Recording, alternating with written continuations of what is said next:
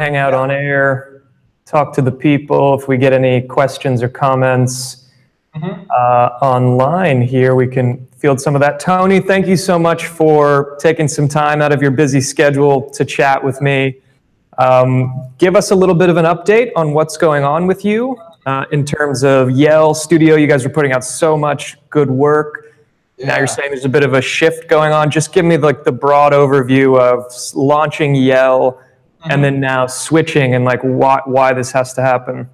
Yeah, thank you for having me. You know, I'm missing the MoGraph Mentor family since the last semester. I'm out because the schedule is busy, adding all these changes that we have to make with Yell. So what happened two years ago? I decided to create a studio named Yell because I was freelancing a lot of years, and I feel the need to work with a lot of people and starting to create more complicated and heavy production-wise projects. So we formed Yell with my partner, but things happened during the years, and I felt, especially the last year, that I was heading towards a different direction from my partner, since this is a huge discussion, because sometimes you have a different vision from the other partner. Sometimes you feel that you want to push yourself harder. So from my side, I want to push myself harder and create more art-wise projects, personal projects, because I felt there was a moment in the studio that we were creating a lot of commercial stuff, and I didn't have the time to experiment a lot with things that I believe would push Yell a step further. So what happened is I moved right now to a new place, and some of the people of the Yell, I believe the cool, and some talented guys, they are with me again. So we are reforming right now with another name. The name is the first time that I'm telling. It's pretty close to Yell because I really like the one word. So we will call it like the mythical monster Yeti. So the name is Yeti Pictures right now. And this is the first time I'm ever announcing something like that, because there is no logo yet. There is nothing, because we are working on a big TV rebranding right now, graphic package ident. So there is no time. We will spend the summer for the brand identity and everything else. So Yeti will launch on September with a new reel and with some cool stuff, having the graphic package and some other stuff working for Netflix and some other really cool things that we'll be working. So the last 2 months, the change has happened, and right now I'm in the new office with some other cool guys adding to the whole team, and we expect to create more, not only art-wise projects, but more experimental projects, through the project. Okay. Yeah. So creative differences in the direction of the business. I guess that is a big decision as a team to say we need to block out time to be producing stuff we're not getting paid for. I can understand how maybe there's a split, but very interesting. I mean, Yell, you guys I don't know all of your partners, but produced a lot of really, really good stuff. So Yeti Pictures, we get to announce that live here. That's a great name. I love it. Yeah, thank you. Yeti in this country, the Yeti is like the abominable snowman, like the monster. I don't know if it means the same thing. Okay. Exactly the same. Yeah. Okay, very exciting. So you're in Greece? Yeah, right now I'm in Greece. There's also something else that maybe we will expand Yeti to Los Angeles in September. And this is something that we are still discussing. So hopefully we will expand Yeti in Los Angeles and UK. So there are some really cool creative talks right now with people that want to represent us in this in Los Angeles and United Kingdom, England, and hopefully we will be able to to get also some attraction from clients there. Okay, we work with a lot of people from abroad, but the physical presence there is something very, very different, you know. Yeah, the Skype works and remotely works, but sometimes the client wants to have the physical presence of you in there, okay? It's very critical. Sure. Yeah, so hopefully from September, I hope the news will be as good as I'm sharing right now, because everything, you know, really goes through. Do you have to have American partners to set up in the United States, or is it easy to just set up an office as a national of Greece? I don't really know what that looks like. Until now, what I was doing is I had the No Mint agency, and they were representing me, but as a director in the United States. Okay, so some works like Virgin and things that we have worked some years ago, they were coming through the agency. But right now we have found a cool guy that wants to represent us in Los Angeles with a small office to start. You know, I don't know how this is going to work, but very, very with a low profile. You know, I don't want to expand very quick because this is very dangerous expanding. You know, with new offices and a lot of people. So I want to keep a low profile at the start, because I don't want the expenses to make me feel, you know, you know what it goes. When you create a big payroll, is what may destroy you creatively sometimes. Okay, so you have to be very careful and keep the balance. Yeah.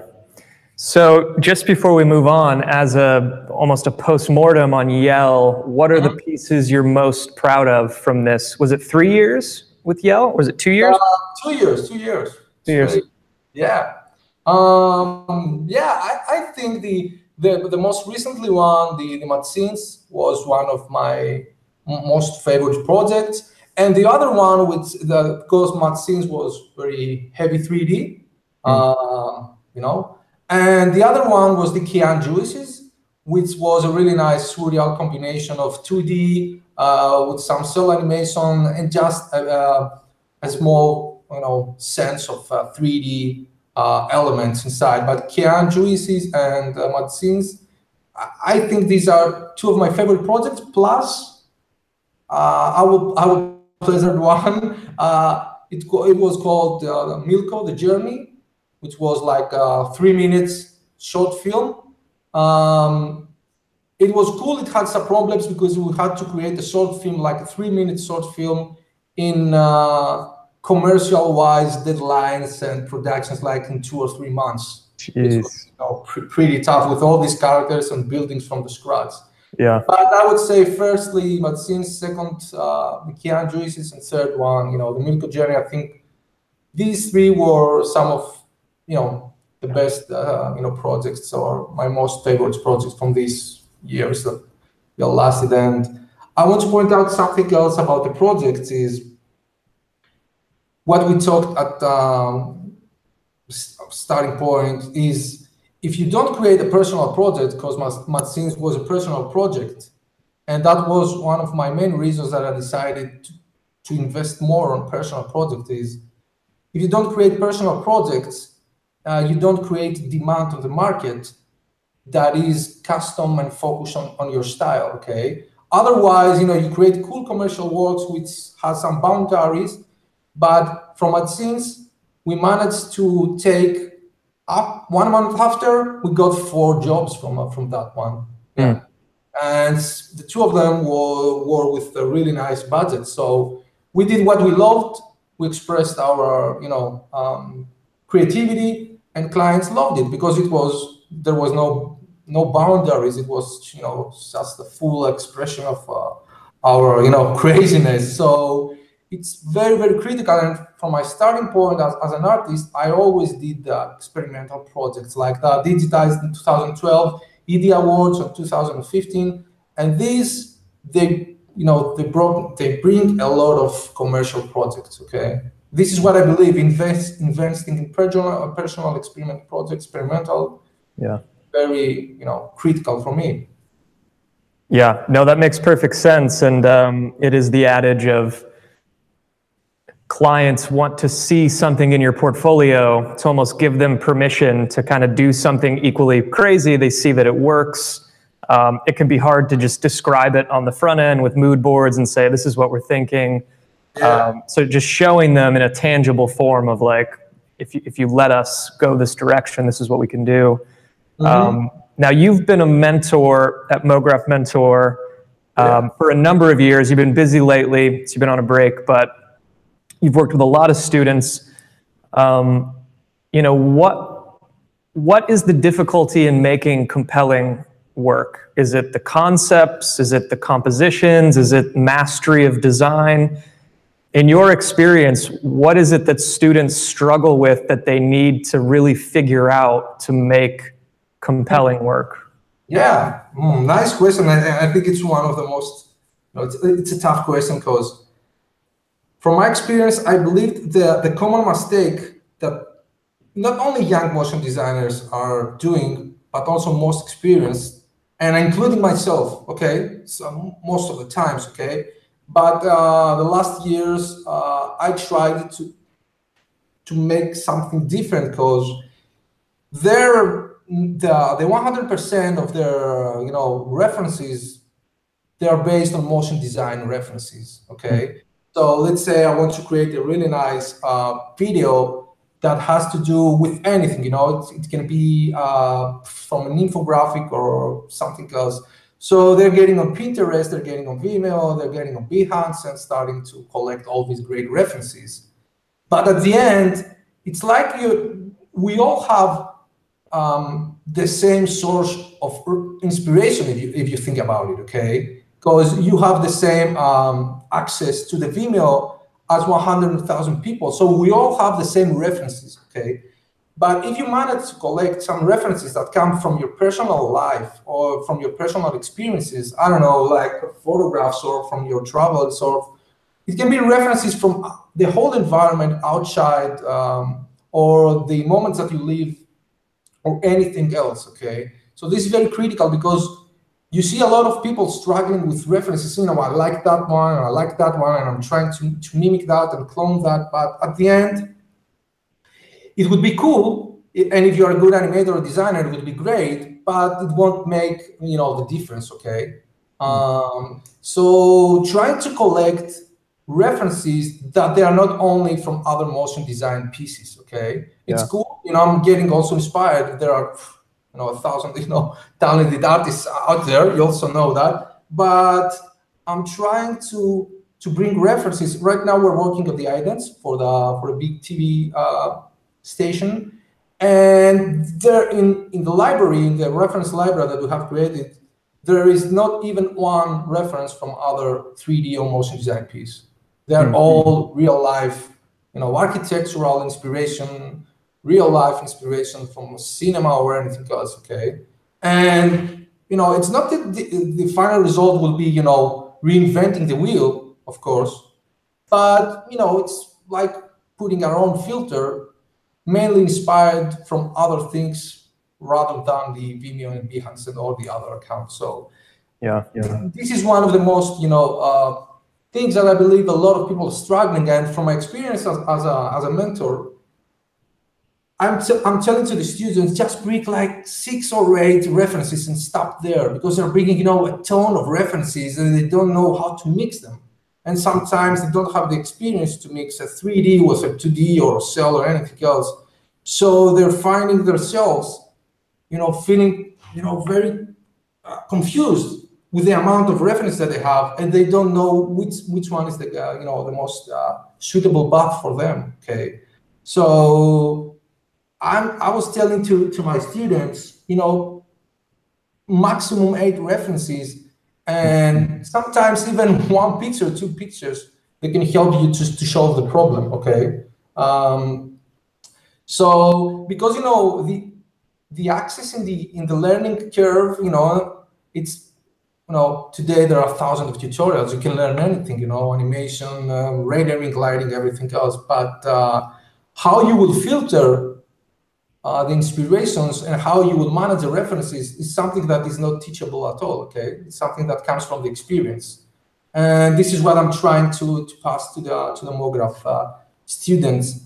And I know it's hard, okay? Sometimes me as a professional, I also find it hard to come up with something, you know, cool and fresh, that it's not like something that already exists in the market. But, you know, at least in my experimental and personal projects, you know, I'm trying to be 100%, you know, original, or at least from my point of view, original on what I'm doing and creating. Yeah, no, that's really good wisdom to kind of look wider. Let's see, I'm getting a little bit of Yeah, sure. echo here. You know, I would watch a lot of your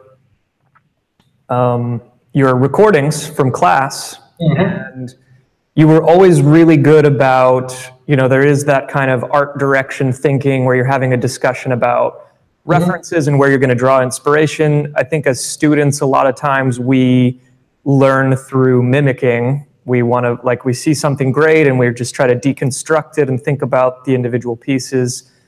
But I know, you know, many of our mentors want to push students of like, there can be some mimicking at first, but only just to learn. Then if you're going to have a portfolio that has a distinct voice or any distinct style, and it's like you said, it's not even reinventing the wheel. You're not creating in a vacuum. There's great art that's existed for thousands of years. And I was always inspired by your classes of actually going back into way reaching back into antiquity and looking at old art and thinking about the concepts in old Renaissance paintings and how that just relates to the human condition, and just putting a really good kind of human touch on that design education.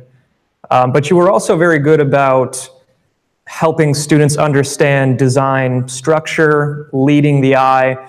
Like there's a bit of it, there's an art side to it, but then there's a science as well, a little bit of a strong composition, you know, a 1:2 kind of ratio, golden proportion, not to overdo that concept, but like these simple technical scientific ideas about what makes a piece of visual media compelling or evocative or have the right emphasis.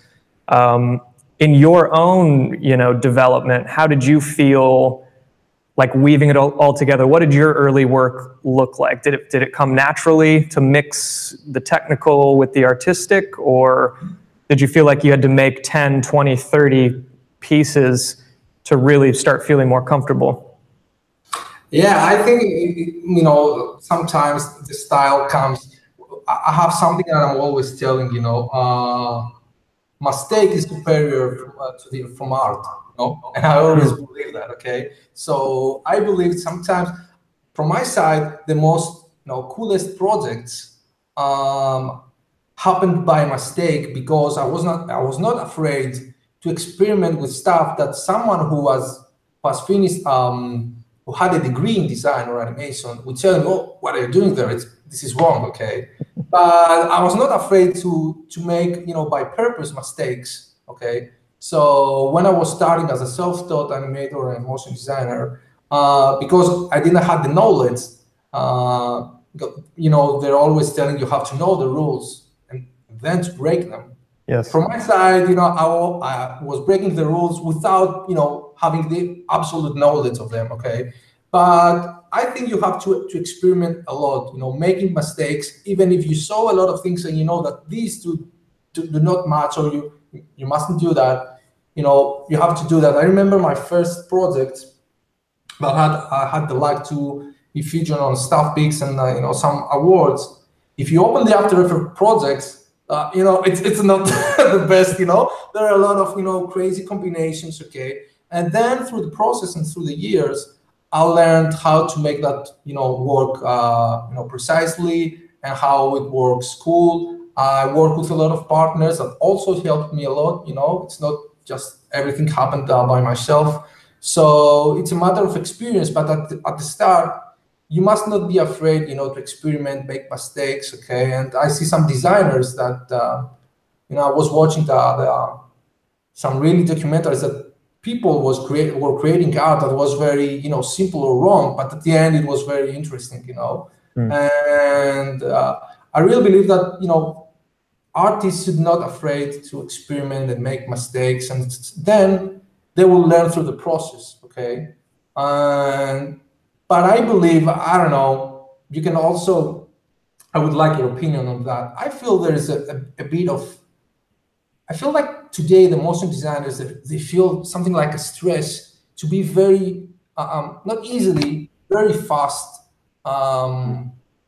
well-known motion designers, okay? Back then, I don't know, like 8 or 9 years when I started, there was not the Instagram explosion with a lot of artists, you know, the things were more, you know, not such a huge amount of inspiration, a lot of these things. And you were not feeling the stress of, you know, I want to be very successful. There are a lot of motion artists, motion designers I want to do. I felt that there was an innocence back then. So right now, I feel they are getting very stressful to be successful very fast. Okay, I don't know why. This is my, you know, personal opinion right now. But they want to learn cinema 4D, Photoshop, cell animation, 3D, 2D, everything, and become very, you know, I don't know, famous. You're not famous. It's like, you know, if you believe you are famous in social media, it's like you believe you are rich in Monopoly. You know? Yeah, followers are like Monopoly money. That's good. Yeah. If you believe you are famous in social media as an artist, it's like you are rich in Monopoly. I think this is my own opinion. Yeah. You know? I wonder if part of it is more, not more competitive. Let me make sure I'm not blasting too much volume here. Not more competitive, but just that so many more people are doing it, and maybe there's a pressure of like, man, I don't want to get lost in the mix. Can I really make a career out of this? Can I get a job? I want to put stuff on social media all the time. Hopefully people will look at it. You know, there's definitely a lot of people telling them that that's the path to having a good career. And I think there might be some wisdom in your point of, you know, the people who spend a lot of time away from social media, who really go into the trenches and spend several months just really focusing. I think focus is the hard thing in this new age. Distraction is so hyper present at all times, and there's just no way to make good work without going really deep and spending a lot of hours. That's something I've come to believe in. Even in my own life, like why I'm not, you know, being able to produce the things I want to produce, because my time is filled with administrative stuff, or like marketing the program, or paying, you know, like just doing all this other things. And even if I'm like, okay, I'll take half of a Saturday and I'll spend 4 hours in the morning, like really just like doing some illustration or some animation. And it always reminds me, like, it's so hard to go deep in a short period of time. To make anything good, you really, really have to spend weeks and months going deep. The first thing you make isn't that good. Like, there's probably more shallow work of like, oh, I took 2 hours and did something, and now I'll put it on Twitter, and I'll spend the rest of the day on Twitter seeing if anybody gives me feedback.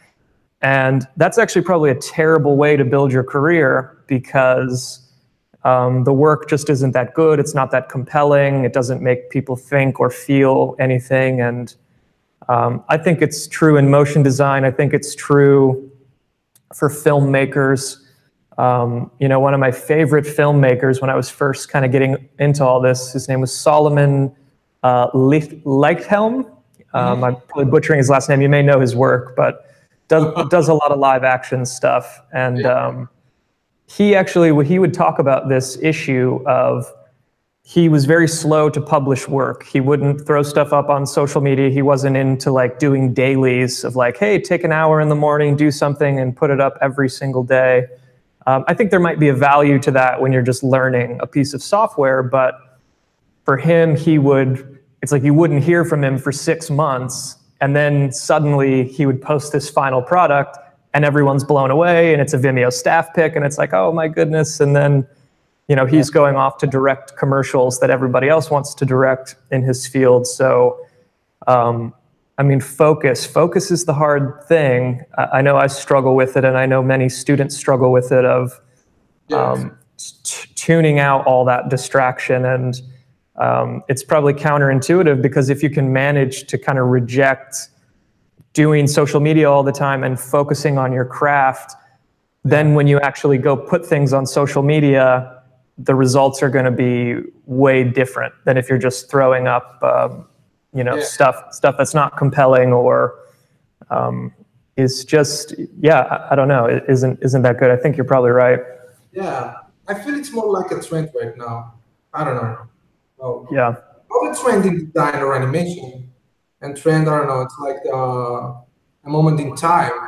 Things like these, happen. Okay, and they will change. I don't know, with the great, the massive use of social media. It's cool. I love it. It helps us. Okay, but sometimes the distraction is. I'm also sometimes, to be honest, I'm also struggling, because there is another point of view. You're doing a great work, right? But right now, in our times, this is not enough. Okay, so this is the other side of the coins, because you create a great work, and from that you expect to get clients, to get exposure. But right now, that only the great work by itself, it's not enough. Okay, so you should also be able to manage the social media with a way to promote your work, to get exposure, send the work in some magazines and things like that. Okay, so nowadays, yes, you have to work the social media, everything that has to do with promoting your work, because there's, as you already said, there's a huge amount of great artists and great works. So you have to develop a skill that is called, managing the social media and everything else. Okay, but you have to keep the balance. Okay, it's not like 2 hours a sphere with a really nice render and then spending the whole day on that one. Okay, because it's balance. Okay, you can work like 2 or 3 months on a project, and then you can spend a week promoting the project. It's really cool. It's something that you must do. Okay, because just uploading the work on Vimeo, some people that follow you can notice that, but most of them, they won't. Okay, and a last note for me is, like 3 or 4 years ago, uploading your work on Vimeo was enough to gain views and likes and things like that. But right now, if you don't post the work on social media, it's like you have 30 or 40% from your, attraction from viewers.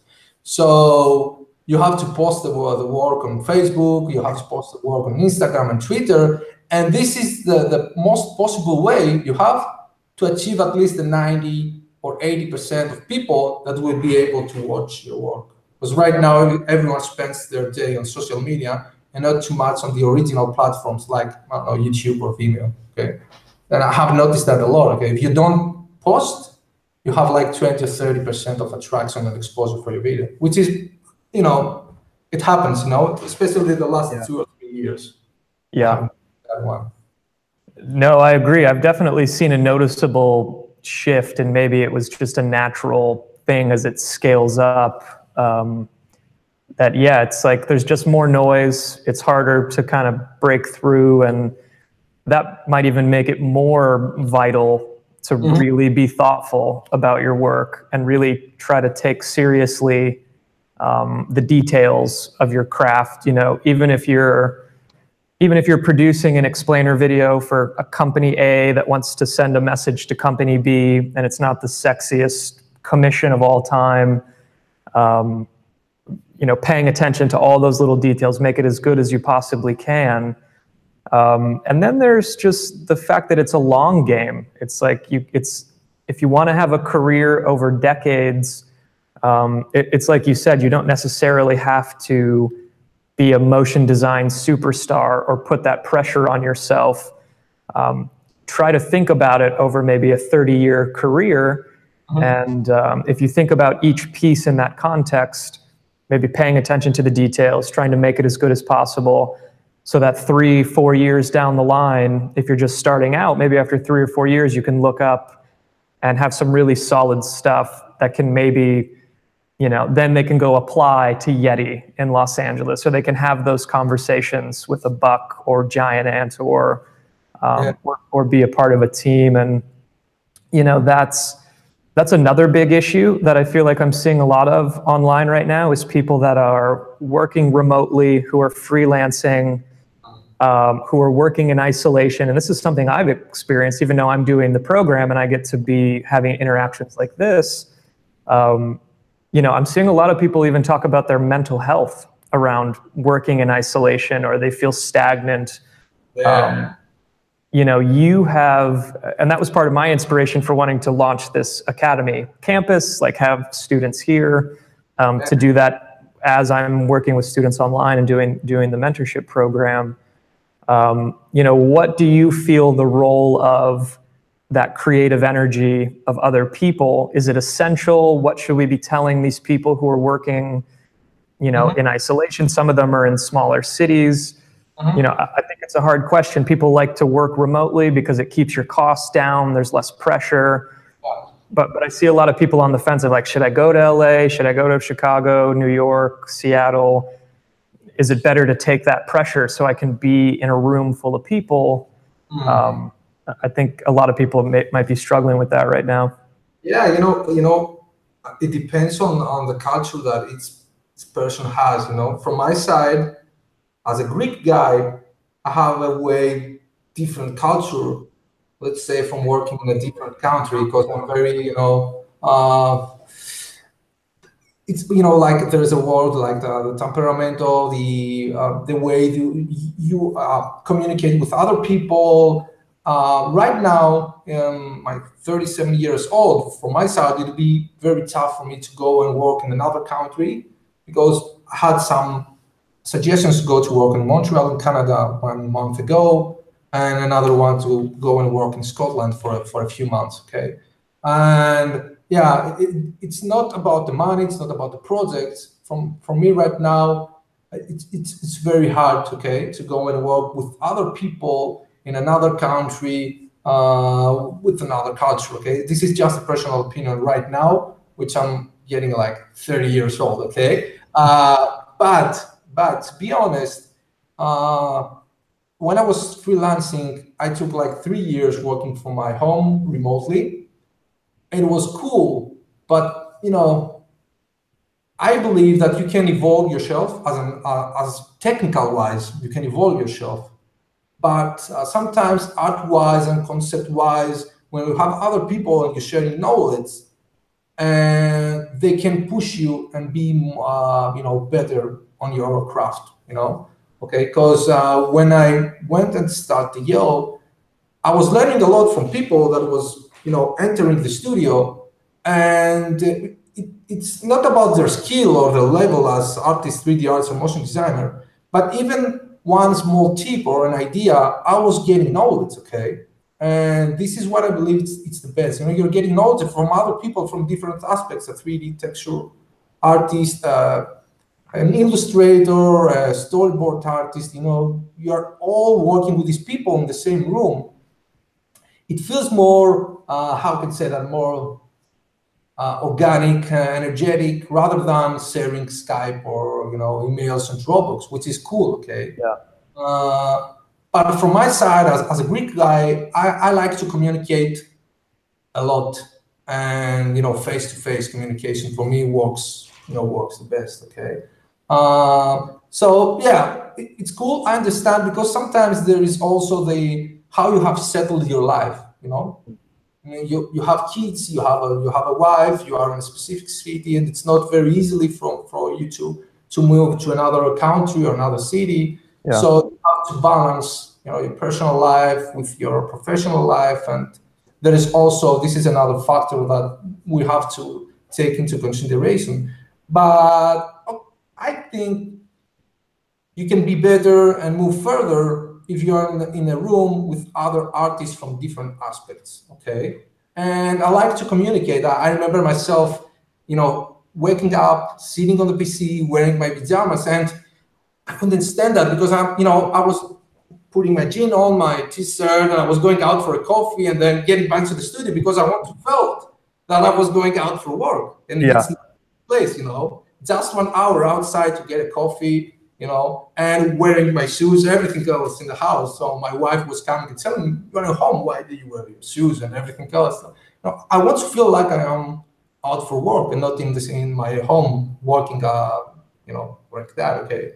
And to be honest, when my daughter came, it was way harder for me to work in home.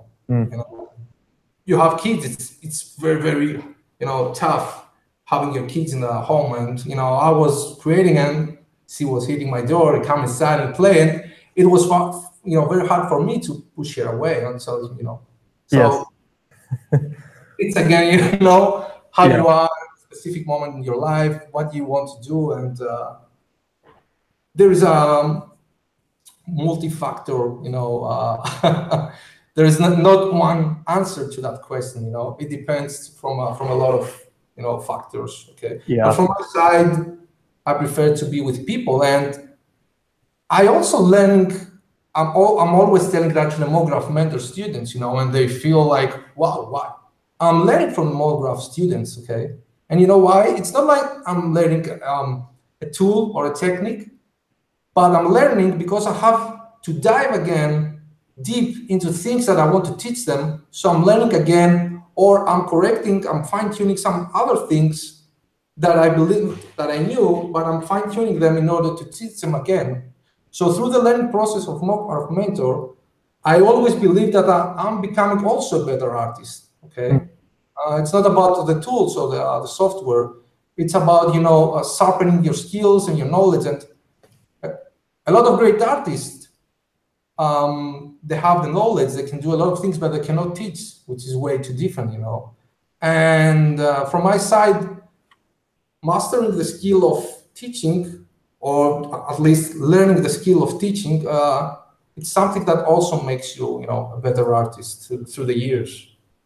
Yeah, makes you kind of articulate certain things that maybe you knew subconsciously. And yeah, I think, and maybe it is a big cultural difference. Maybe, I think you're right. I think it depends on if you're in a place in your life where you have great community every day, you're interacting with lots of people. Maybe it's a little easier to do that remote freelancer thing.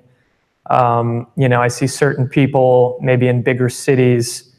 I think the loneliness can be real. Like if you can have lots of clients and get lots of work, but like you said, there's just like a psychological shift on being in your pajamas at the computer. And although that sounds nice at first, after a little while, you start to feel like you're stuck, or there's just a weird psychological shift, I think, that takes place when you have to leave. For my part, I don't ever want to work from home again as a remote freelancer or doing MoGraph Mentor like that. That's why I'm pursuing this kind of a corporate academy type model, to get that energy, to learn from students, try to teach them the things I know, try to point them in the right direction, because it's not just about making good work, it's about enjoying your life too, having a good life, having that good conversation, and giving you purpose each day so that you can do those difficult things. I'll get you out of here in about 10 minutes, but the last thing I wanted to ask you about is, as your career has developed, you're getting bigger projects, bigger budgets. Tell me a little bit about your experience of now, like directing other artists, directing a team. Has it changed the way that you have to work on a project? Are you doing less yourself and having to spend more time giving direction? What's that evolution been like? Oh yeah, this is one of the things that especially the last 6 months or 8 months, I would say I'm struggling, because it's very tough when you're creating a team. Some people, they feel that being a director or leading other people, it's like an evolution, or they are getting one step forward. Okay. Now I realize that being a director and leading other people, okay, it is cool. It's really nice because you can achieve a lot of things that back then maybe weren't able. Okay, I was always doing the style frames, the art directions, and sometimes lighting and rendering and other stuff. But to be honest, I felt right now that it's really nice. We created a lot of projects that I'm also involving here, but I felt the need to go, back to the roots for me. Okay, so I want at the same time to go 1 or 2 steps back, sharpening again my skills in some things that right now people are doing here. Okay, and take a step back. Okay, leading the team again, but take a step back and focusing again on things that through the last 1 year and a half I wasn't really mastering through the daily practice, or I don't know, weekly practice. Okay, so it's really cool because you're creating the whole idea, the art direction, the concept. Okay, but sometimes I'm really missing getting your hearts dirty, 100%, okay? And not letting other people, creating what do you have in mind, and then, I'm also assisting to the whole process. But I feel that I want to get like 2 or 3 steps back and, feel more like, like doing the work 100% by myself, okay? So this is what I'm trying to do. I have created a plan along with my partner here in Yeti, and we are focusing on mastering again some things that we have put aside and create personal projects right now with these techniques and things like that, and sharpen again my skills in things that I knew them, but if you don't practice them daily, sometimes you're directing them, you know how to direct, okay, and make the other person to create a really nice cool animation or 3D rendering or lighting or animation, but it's not the best thing for me. This is not a vision that I'm having, just being a director in my chair and other people doing what I'm telling or I have in my mind, okay? And to be honest, I think that I need like 10 years more in order to be a position, like in 47 years old, 45 years old, and tell, now I can settle down and be only directing. I believe I have strength more, and More to give. I still feel strong, and the creative, the power of knowledge inside me. I'm always thirsty for knowledge and sharpening my skills. So it's cool. For some people, they take it as an evolution, as a further step in their career. From my side, it was cool because we created a lot of projects with people that enforce the whole result. But right now, I want also to keep the direction, but get my hands dirty, like, I don't know, 60 or 70% more than I was doing in the last projects. It's very critical for me because I always study, I am leaving the office and going back home and keep studying on my stuff, personal stuff. It's not the healthiest thing, in the work-life balance, but I'm a little bit obsessed on that one. So it's cool being directing and leading a team, but from my side, it's really nice. But I also want to be the guy who also executes the work, not 100% all the times, but at least a great amount of that one, okay? Yeah. So there are a lot of plans, and I have created a schedule with daily hours in practice, some mastering, some particles, some new stuff that, there are always new stuff, This is the craziest thing, it's very hard to master all the new, the new renderers, the new techniques, everything else, okay? So I'm trying to master again some skills that I knew them, but right now I believe there is a great process and another evolution of all these. So I'm trying to catch up a few things. Yeah, that's something I've heard from a handful of artists like yourself who are just so talented, so passionate about making good work. Then they kind of rise to the level of directing, and then they think, oh crap, I would like to be still creating. But so it sounds like that might be part of your switch into launching this new studio as well, kind of reformatting your role, which, like we said, you have to be happy about your day-to-day. So I think even if it's messy to make these switches, that it's really good to do. I'm in the middle of a messy switch as well. You know, I've got MoGraph Mentor. Now we're starting Create Academy. It's a little muddy as we do this, and I think it'll be really hard for like 6 months. But you know, that same vision of like a day-to-day routine that's just different and healthier and more in line with, you know, living the way you want to live. But Tony, I'm so inspired by your work, and I'm so grateful that you've given so much to MoGraph Mentor students over the years. And of course, I wish you the best, and please come back to us very quickly at MoGraph. I hope the next semester I will be on. Yeah, I know you got a lot going on, but we can talk about that. But thank you so much for taking the time, bud, and we'll continue you know, in anticipation, seeing the great work you produce, and we'll talk soon, my friend. Yeah, thanks a lot, Michael. Yeah, thank you. Goodbye. Thanks a lot.